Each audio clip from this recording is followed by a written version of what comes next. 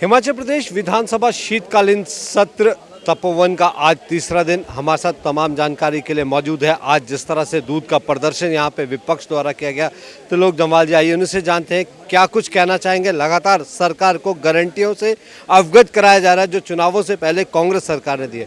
तो लोग जी बहुत बहुत स्वागत आपका मिच वन में खास बातचीत के लिए। धन्यवाद। जानना चाहेंगे हिमाचल देवभूमि तपोवन में आज तीसरा दिन शीतकालीन सत्र का, किस तरह देखते हैं सदन की कार्रवाई जो चल रही है और जिस तरह से गारंटियों के वादे किए गए थे कितनी पूरी हुई हैं अब तक? देखिए, वर्तमान सरकार ने सत्ता में आने से पहले प्रदेश की जनता के साथ 10 गारंटियां की थी, कमिटमेंट की थी।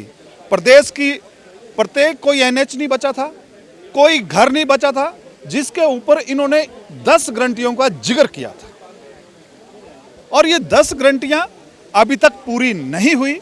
इसलिए अपोजिशन के नाते हमारा कर्तव्य है कि जो 10 गारंटियां प्रदेश की जनता से आपने की हैं उनको पूरा करें।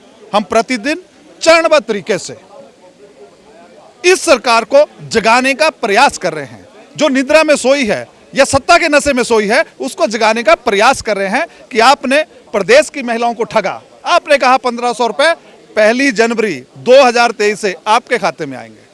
क्या हुआ?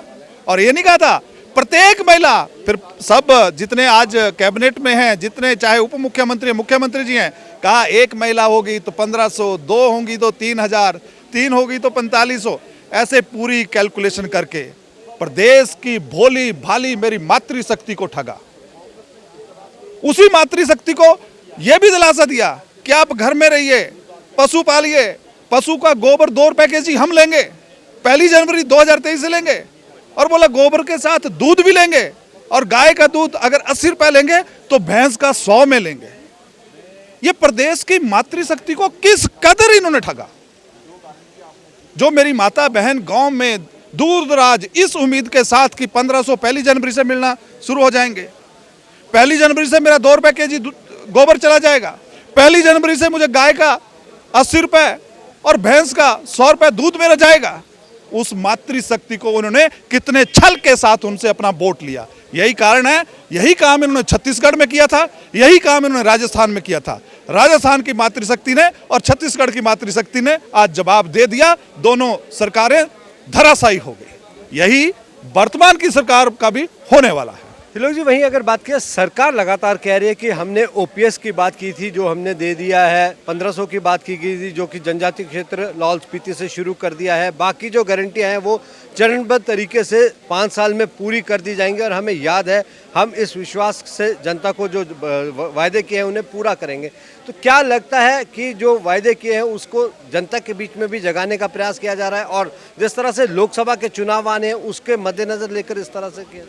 देखिए, ये जो वर्तमान सरकार है इसको झूठ का सबसे बड़ा अवार्ड अगर कहीं भारतवर्ष में होगा तो इस सरकार को मिलेगा। पहले हम सोचते थे कि इस माननीय दिल्ली के मुख्यमंत्री केजरीवाल जी झूठ बोलते हैं, लेकिन वर्तमान सरकार तो उनसे भी 4 कदम आगे है। 4 कदम आगे है। डोल ऐसी बात कहती है जो किसी ने देखा नहीं। क्या ये बताएं कि इन्होंने दूध खरीदा? क्या इन्होंने कहा नहीं था कि 1 जनवरी से खरीदेंगे? क्या इन्होंने गोबर खरीदा? क्या इन्होंने प्रदेश की महिलाओं को 1500 रुपए दिए? मातृशक्ति खुल के बोलती है कि मुझे 1500 रुपए मिले। आप कह रहे हैं कि नहीं आप हमने लाहौल के भी एक हिस्से में दिए, जाइए ढूंढिए। यह सरकार केवल मुद्दों से भटका रही है और जो प्रदेश के साथ इन्होंने कमिटमेंट की है उस कमिटमेंट से प्रदेश की जनता का ध्यान डाइवर्ट करना चाहते हैं। भाजपा ने भी अपने शासनकाल में 1500 जो है वो बिजली सस्ती की थी, अब ये कह रहे हैं कि हम 300 यूनिट देंगे। तो क्या लगता है जब 150 यूनिट में ही जो है वो बीजेपी को काफ़ी कठिनाई आई थी, तो क्या जहां एक और वित्तीय संकट में भी प्रदेश है तो क्या 300 यूनिट बिजली फ्री दे पाएगी कांग्रेस? ये सरकार कुछ नहीं कर पाएगी। 1 साल में 12,000 करोड़ का लोन केवल पे देने के लिए लिया है। ये कौन सा विकास की बात करते हैं? ये कौन से 300 यूनिट बिजली की? मैंने अभी उसकी बात नहीं की क्योंकि अभी 2 दिन और हमारा प्रदर्शन होने वाला है, सिलसिलेवार हम हर विषय पे आएंगे। लेकिन जब ये इतना ही नहीं कर पाए, आप 300 यूनिट ढूंढ रहे हैं। ये कब देंगे? इन्होंने तो कहा था 1 जनवरी से देंगे। क्यों नहीं दिया? किसने रोका था? पहली कैबिनेट में करते। हमने कभी नहीं कहा था कि हम प्रदेश की भोली भाली जनता को उसके इलाज के लिए 5 लाख रुपए देंगे। हमारे किसी मैनिफेस्टो नहीं था, लेकिन हमने करके दिया।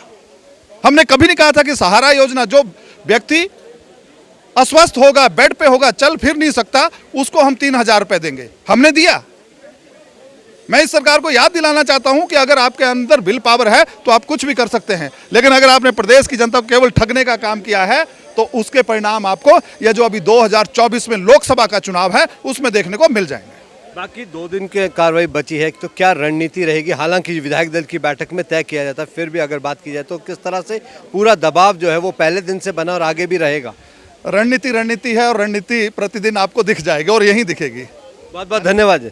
तो ये थे त्रिलोक जम्वाल, जिन्होंने साफ तौर पे कहा है कि सरकार की जो 10 गारंटियां चुनावों से पहले दी गई थी उन्हें चेताया जा रहा है। दिन प्रतिदिन चरणबद्ध तरीके से जो है वो सरकार को भी सोई हुई अवस्था से जगाने का प्रयास विपक्ष कर रहा है और जनता को भी इस गारंटियों से अवगत लगातार विपक्ष करवाता रहेगा। देखने ये होगा कि जिस तरह से पूरी भूमिका 2024 के चुनावों के लिए बनाई जा रही है, तो आने वाले 2024 के लोकसभा चुनावों में हिमाचल प्रदेश में किस तरह के परिणाम निकलकर सामने आते हैं। मैं अपने सहयोगी पुष्पेंद्र चौधरी के साथ सुनील परमार, MHO न्यूज़, धर्मशाला।